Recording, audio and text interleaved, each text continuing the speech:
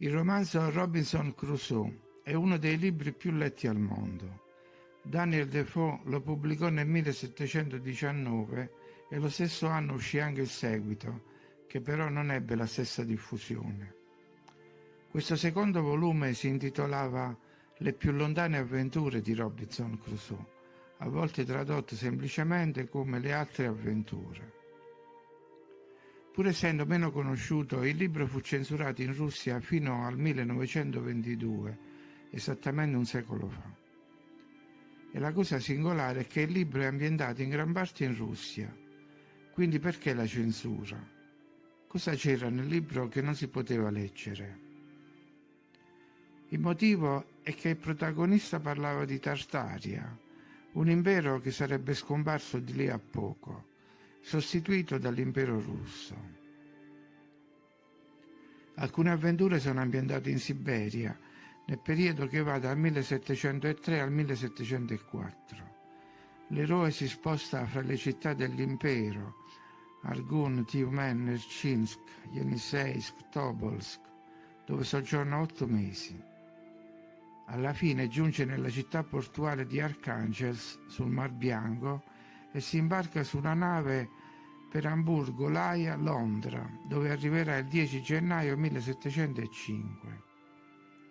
E qui finiscono le avventure di Robinson Crusoe. Perché questa premessa? Per stabilire alcune cose: che Tartaria c'era, che la Siberia era un posto popolato e vivo, che c'erano navi in grado di viaggiare per migliaia di chilometri. Poi, come già detto, Tartaria scompare. Cosa sia successo dal viaggio di Robinson nel 1703 in poi, fino a quando viene istituito l'impero russo, ancora non si sa, ma emergono sempre più prove di un passato diverso da quello scritto nei libri di storia. Per esempio, le prove di un diluvio di fango, una catastrofe globale che ha distrutto il mondo precedente. Rimangono però gli edifici, i ponti, i monumenti, le chiese, le cupole, i campanili, anche se i proprietari sono cambiati. E insieme ai beni immobili anche una enorme eredità culturale fatta di oggetti, arredi, gioielli e forse tecnologia nascosta.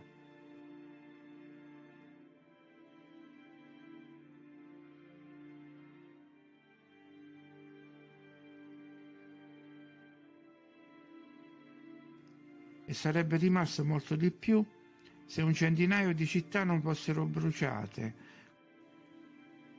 La scomparsa di Tartaria porta come conseguenza alcuni cambiamenti.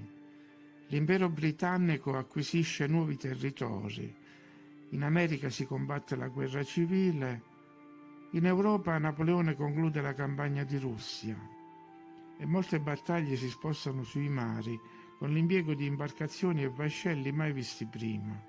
Inizia anche la rivoluzione industriale e dai cantieri e dagli stabilimenti cominciano a venire fuori i motori a vapore, le macchine per la tessitura, le navi, eccetera. Si tratta di nuove invenzioni o rifacimenti di quelle precedenti. Seguendo la cronologia ufficiale, arriviamo alla fine dell'Ottocento e ai primi del Novecento.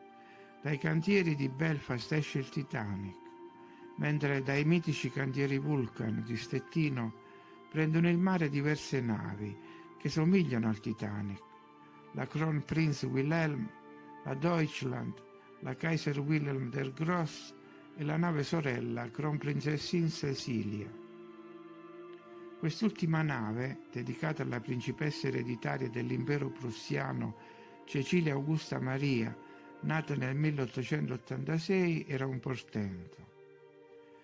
Di proprietà dei Lloyd della Germania settentrionale, era lunga 215 metri, aveva 4 motori a vapore alternativi a espansione con 2 eliche. Gli interni erano lussuosi, saloni con specchi dorati, rifiniture in legni pregiati, letti che si trasformavano in divani, lavabili che diventavano tavoli. I fumaioli erano in nero e giallo dorato. Un biglietto di prima classe costava $2.500 da Amburgo in America. Durante il viaggio inaugurale, però, la nave affondò e dovette essere svuotata per essere riportata a galla. Rimessa a nuovo, cominciò i viaggi in America e si trovava proprio in America allo scoppio della guerra. Nonostante un tentativo di camuffamento, fu catturato dagli americani. Si dice che al momento della cattura trasportasse 10 milioni di dollari in oro e 3 in argento. Nel 1917 fu ridipinta e venne trasformata nella Mount Vernon, addetta al trasporto truppe. Fu in seguito portata a Boston, dove 20 anni dopo fu demolita. Di questa nave, oltre alla documentazione ufficiale molto dettagliata, è rimasta anche una strana immagine che la ritrae a secco in una piazza, forse ad Amburgo o Stettino. Si tratta di una piazza perché c'è persino un obelisco e dietro la nave un edificio a forma di tempio. Il paesaggio contiene anche altri riferimenti alla passata civiltà, come la chiesa con cupola in lontananza sulla collina. La collocazione della nave è innaturale, come se fosse giunta lì trascinata da una marea. Il paesaggio dietro è spoglio, con scarsa vegetazione, come se fosse stato dilavato. Molta gente è accorsa a vederla. È forse il momento in cui è stata ripescata dal mare dopo il viaggio inaugurale o è stata trasportata lì da una marea. Si possono solo fare ipotesi. E non è l'unico mezzo navale, diciamo così, spiaggiato. Ci sono altre foto risalenti a quel periodo. Da dove venivano e dove erano state costruite queste imbarcazioni?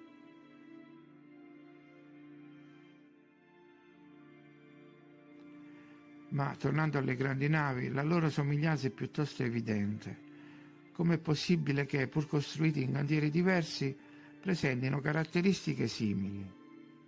Le rivettature, per esempio, come i ponti in Russia, i salottini, come nelle regge europee, le colonne, le rifiniture e soprattutto l'onnipresente spirale. Erano queste le navi di Tartaria, la parte tecnologica mancante di quella civiltà?